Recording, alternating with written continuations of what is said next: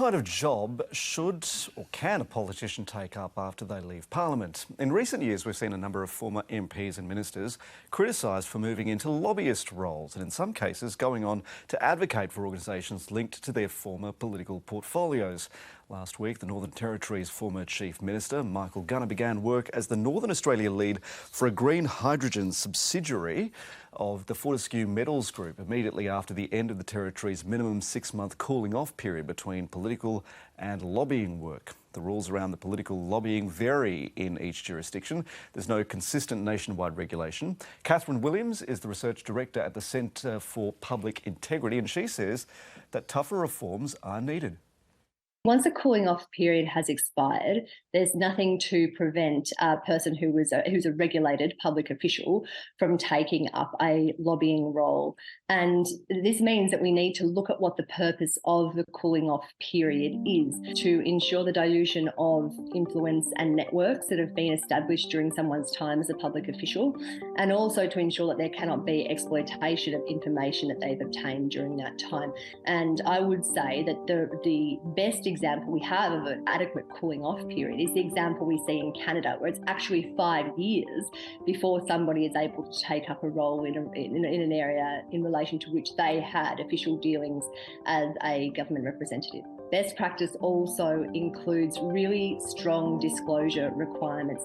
We need to ensure that there is transparency in relation to lobbying activity because, as the OECD has explained, lobbying can play a positive role in the democratic process. The difficulty is where transparency and integrity are lacking, and in these cases, it can be used to what they describe as steer public policies away from the public interest. What's happened over about the last 12 months in Australia is that some integrity commissions in Queensland, in New South Wales, and also in Victoria, have issued reports detailing the risks associated with lobbying and outlining essential reform.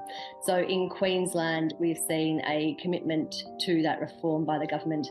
We've seen the same in New South Wales, and we've also seen the same in Victoria.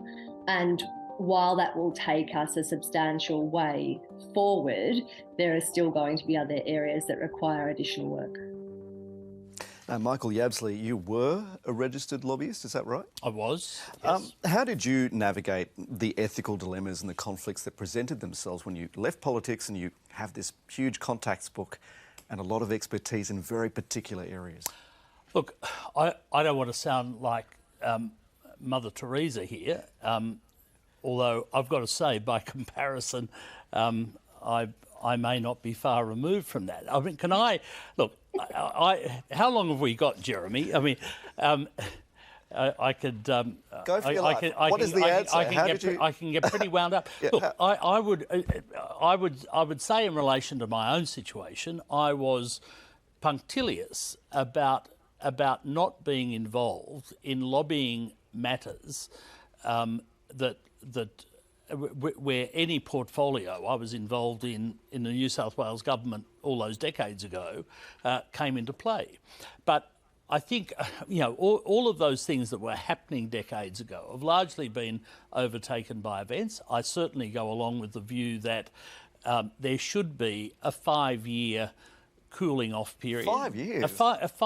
Absolutely. And it should, well, look, but the thing is, the sort of cooling off periods that we've got now, whether they're 6 months or 2 years, often they are not enforced. I mean, they're a bit of a charade. And this is one of a number of things that casts a dark shadow over the integrity of the democratic system. The idea that you can exit, say a portfolio such as defence, and then set up shop negotiating deals for major defence procurement firms. It's got, at the very least, it's got a bad look about it, and it's probably got something more than a bad look about it. Mark, do politicians today care about the bad look? Because it's pretty lucrative. They care about it right up until they're not politicians, and then they decide to take the money. I mean, Michael's absolutely right. This is an utter failure of sort of moral leadership by the political class when these things happen, and it needs to be addressed. I've heard Prime Ministers, they've said it to me, that once MPs leave the Parliament, those rules are very hard to enforce.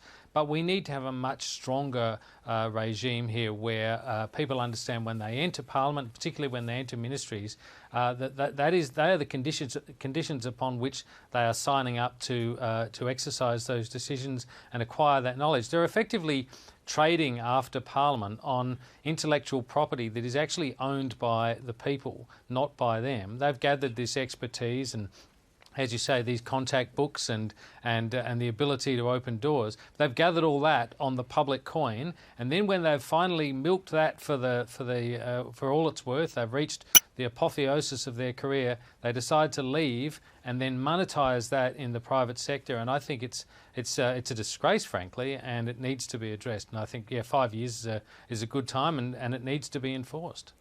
Sam Connor, 5 years, is that a bit severe? No, I reckon 10, honestly.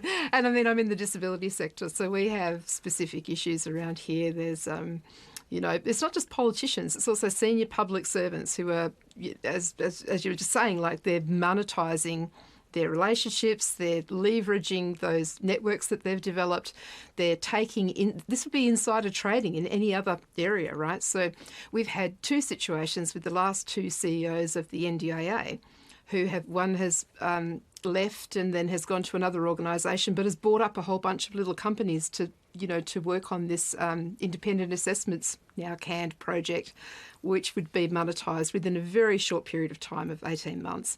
The last CEO has left and has taken up a role in an organisation involved with data storage. Michael Keenan with going off to start a living. There's a pattern of people who have taken that information and those networks and have taken them off, and they're public servants. They're serving the public. This is not about private interests. So, I think it needs to be a lot longer. Angela, there was a point that Michael and Mark have both made about how on earth would you regulate this? How on earth would you survey whether those principles were being upheld? Well, I actually think it's a bit broader than just how long it is since a politician or a public servant, and it will vary in terms of what might be appropriate or not. Like there's going to be some areas where the knowledge is going to go out of date very quickly. There's going to be other areas where it's a lot longer. But it's really, for me, around the transparency, because, to be honest with you, the most effective lobbyists in Canberra when I was there were not ex-politicians or ex-public service. It's those, career lobbyists who build up networks over a long period of time. Do you know who they're meeting, when they're meeting them, what they're meeting about? No, we don't have that information at the moment. So where I would be putting the focus isn't so much about the time, and yes, it's relevant, and 6 months doesn't seem long enough. I'm not sure about 10 years, but there's probably somewhere in between. But it really is about us as the public having information about who our politicians and the politicians' officers are meeting, what they're meeting about, and what's being discussed. Because that lack of transparency, it isn't good for democracy, right? And it's not good for the process. So I wouldn't just worry about politicians. I'm not saying they're not great lobbyists, but personally, like from my background in this space, it was those professional lobbyists who really had the greater influence in Canberra and whose networks were, more pervasive than potentially even politicians. Jeremy, I actually think there is another part to the answer. And that is, and I'm not saying this just because all those decades ago, again, I had the corrective services portfolio in New South Wales, but there is nothing like a thumping custodial sentence to focus the mind of people who want to get up to shenanigans. I mean, I can think of many politicians, many of them I count as close friends, who would not balk at the sort of commercial opportunities you're talking about. It's just that lucrative. Well, it is lucrative. And again, let me be upfront. I mean, I'm a bit of a poacher turned gamekeeper in this. But I don't know of anyone who, if they thought they were looking down the barrel of 5 years in the slammer, would go down that path. It needs to focus the mind. It needs to be treated as a white-collar crime because it has such significant implications in relation to the integrity of the democratic system. I don't know, we kind of talk about this idea of transparency, right? And we kind of agree, Mark, on this idea of whether hearings should be taking place in public for a national anti-corruption body. I mean, it just seems to me that it's so far away from where we're headed politically. Yeah, well, it is interesting. We've been talking, when we were talking about, for example, the guardianship issue, you know, we see legislators being quite cavalier with other people's rights and with those rights being circumscribed in some way. But when it comes to politicians' rights, they are very, very reluctant indeed, as we've seen in relation to how long it's taken to even get to where we are on the anti-corruption thing. And now, of course, as you say, there's this real fixation on whether the hearings should be in public. I do understand some of the arguments around that, and you know, I think that's fair enough. But broadly speaking, I think Angela's point is absolutely right. We need to see much greater transparency. The US president, for example, has the diary published contemporaneously, as I understand it. I think that's the kind of thing that ought to be happening with our own senior ministers, so that we can see who they're meeting and why. And I'll make a final point on this, which sort of goes to the question of how having those contacts actually works. Most of the lobbying firms in Canberra that I've seen have gone about furiously acquiring Labor-aligned people to put on their contact books, you know, on their staff, so that they have entree with this government. And that really in itself demonstrates why it is that senior ministers, for example, that leave between elections can turn quite a quid from being able to open doors for big corporates, because a lot of the way it works in Canberra is about who you know and whether you can get them in for a meeting and at what level and so forth. So there is, as Michael says, there's a lot of money to be made here, and it needs to be cleaned up. And the answer has to be tougher rules, tougher penalties, and as Angela says, a much higher level of transparency as well.